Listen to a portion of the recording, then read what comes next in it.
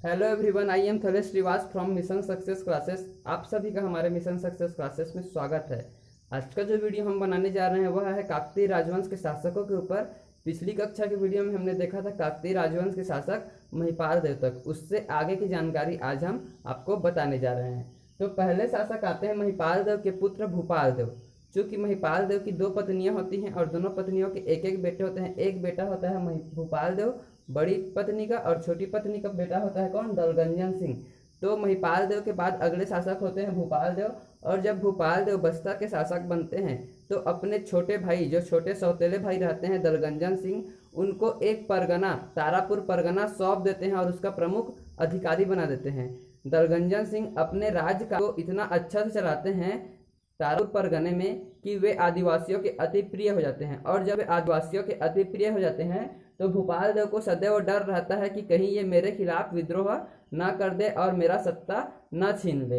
इसीलिए इनके मध्य कई बार संघर्ष भी होते रहा है। इसके पश्चात भूपाल देव के समय की एक जानकारी प्राप्त होती है कि जब वे शासक थे तो उस समय नर बलि प्रथा का उन्मूलन काफी मात्रा में चल रहा था। इसकी जानकारी जब मिस्टर एगेन्यू मिस्ट्रंट जो अंग्रेज अधिकारी हैं उनको होता है तो वे क्या करते हैं, अपने अधीन कार्यरत मराठा शासकों को आदेश जारी करते हैं कि यदि इस प्रकार का कुख्यात प्रथा प्रचलित है तो उसे आप जल्द से जल्द बंद कराएं। के बाद क्या करते हैं, मराठा शासक अपने अधीन कार्यरत भूपाल देव पर प्रेशर डालते हैं, उन पर दबाव डालते हैं कि आपके क्षेत्र में जो संखिनी डंकिनी नदी के संगम स्तर पर दंतेश्वरी माता का मंदिर है, वहाँ नरबली प्रथा कुख्यात रूप से प्रचलित है, उसको आप क्यों बंद नहीं करा रहे हैं और आप उसे चलने क्यों दे रहे हैं। तो भूपाल देव इस संबंध में अनभिज्ञता जारी करते हुए कहते हैं कि मुझे इसके बारे में किसी भी प्रकार की जानकारी नहीं है, किंतु यदि किसी प्रकार की इस प्रकार की क्या हो रही है, यदि कुख्यात प्रथा चल रही है तो उसे मैं जल्द से जल्द बंद करा दूंगा। इसके पश्चात क्या होता है, नरबली प्रथा के बारे में यह भी जानकारी मिलती है मिस्टर एगेन्यू और मिस्टर ब्लंट के जो प्रतिवेदन है उसके अनुसार कि ताड़ी पेन्नू या माटी देव की पूजा करते समय वहां नर बलि दी जाती थी, बकरों की बलि भी दी जाती थी, इसके अलावा नर बलि भी दी जाती थी, भैंसों की बलि दी जाती थी।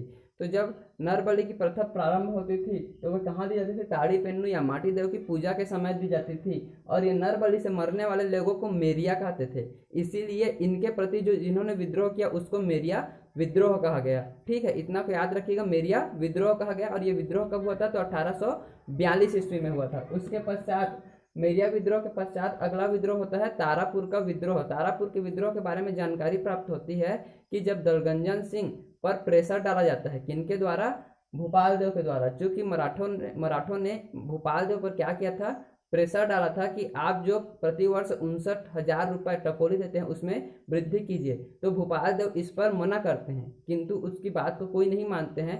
फलस्वरूप भूपाल देव क्या सोचते हैं कि अपने छोटे भाई दलगंजन सिंह के क्षेत्र तारापुर पर करों में वृद्धि कर दी जाए, जिससे उनके टकोली में वृद्धि हो जाएगी। तो जब ये भूपाल देव अपने छोटे भाई दलगंजन सिंह के क्षेत्र तारापुर में करों में वृद्धि करने के लिए बोलते हैं तो दलगंजन सिंह उसमें क्या करते हैं, पूरी तरह से मना कर देते हैं कि मैं अपने क्षेत्र में करों में वृद्धि नहीं करूंगा। जब वे भूपाल देव उनकी बात को नहीं मानते हैं और पुनः बोलते हैं कि अपने क्षेत्र में वृद्धि करो करों में, तो दलगंजन सिंह अपने क्षेत्र तारापुर को छोड़ने के लिए तैयार हो जाते हैं।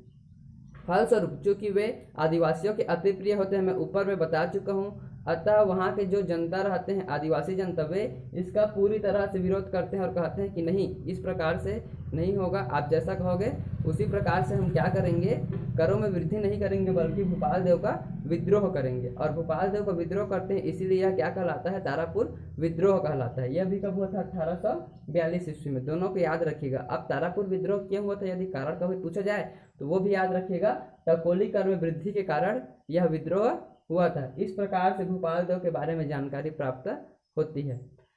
अब भूपाल देव के पश्चात उनके पुत्र होते हैं भैरम देव। तो भूपाल देव के अगले उत्तराधिकारी कौन हुए, भैरम देव। और भैरम देव फिर बस्तर के अगले शासक होते हैं। अब भैरम देव के बारे में जानकारी प्राप्त होती है कि ये जो है ये शासक बनते हैं, किंतु किनके अधीन, तो ब्रिटिश अधिकारियों के अधीन सत्ता का संचालन करते हैं। ब्रिटिश अधिकारियों के अधीन चूंकि सत्ता का संचालन कर रहे हैं, अतः इनके समय क्या होता है, छत्तीसगढ़ संभाग के जो डिप्टी कमिश्नर रहते हैं, नाम क्या है उनका, इलियट, मिस्टर इलियट, जो कि छत्तीसगढ़ संभाग के उस समय के क्या रहते हैं, डिप्टी कमिश्नर रहते हैं, वे बस्तर का आगमन करते हैं। और बस्तर आगमन करने वाले ये प्रथम यूरोपीय, इसीलिए इनका नाम याद रखिएगा, मिस्टर इलियट 1856 ईस्वी। मिस्टर इलियट 1856 ईस्वी प्रथम यूरोपीय का आगमन, छत्तीसगढ़ संभाग, डिप्टी कमिश्नर। उसके पश्चात से इनके समय में जानकारी प्राप्त होती है कि प्रमुख विद्रोह हुआ था लिंगागिरी। लिंगागिरी का विद्रोह कब हुआ था, 1856 ईस्वी में। 1856 ईस्वी में प्रमुख विद्रोह लिंगागिरी हुआ था, जिसके प्रमुख विद्रोही कौन थे, ध्रुवाराम माड़िया। प्रमुख नेतृत्वकर्ता, प्रमुख विद्रोही के रूप में उभर कर आए थे ध्रुवाराम माड़िया। और इन्होंने क्या किया था, लिंगागिरी का विद्रोह किया था। किनके खिलाफ, तो अंग्रेजों के खिलाफ। इन्होंने तो अपने राजा भैरम देव को भी साथ देने के लिए कहा, किंतु भैरम देव इनका साथ नहीं दे पाए, क्योंकि वे इनके अधीन कार्य करते थे, अंग्रेजों के अधीन कार्य करते थे, इसीलिए। किंतु इनकी पूरी तरह से अप्रत्यक्ष रूप से सहायता जरूर करते थे। और इसमें प्रमुख नेतृत्व के रूप में कौन उभर कर आए, ध्रुवाराम माड़िया। कब हुआ था लिंगागिरी विद्रोह, 1856 ईस्वी। उसके पश्चात अगले विद्रोह जो कि पर्यावरण को बचाने के लिए हुआ था, वह है कोई विद्रोह, जो कि विश्व विख्यात है। कोई विद्रोह हुआ था 1859 ईस्वी को बस्तर में। और ये क्यों हुआ था, तो यह वन संरक्षण का प्रथम उदाहरण है। यह कोई नामक पेड़ को बचाने के लिए, पर्यावरण को संरक्षित रखने के लिए यह विद्रोह हुआ था 1859 ईस्वी को। इसको याद रखिएगा, यह बहुत ही इंपॉर्टेंट है। कोई विद्रोह 1859 ईस्वी। इसके पश्चात इन्हीं के समय भैरम देव की जो पत्नी थी जगराज कुंवर, भैरम देव की पत्नी कौन, जगराज कुंवर। जगराज कुंवर ने क्या किया था, विद्रोह किया था।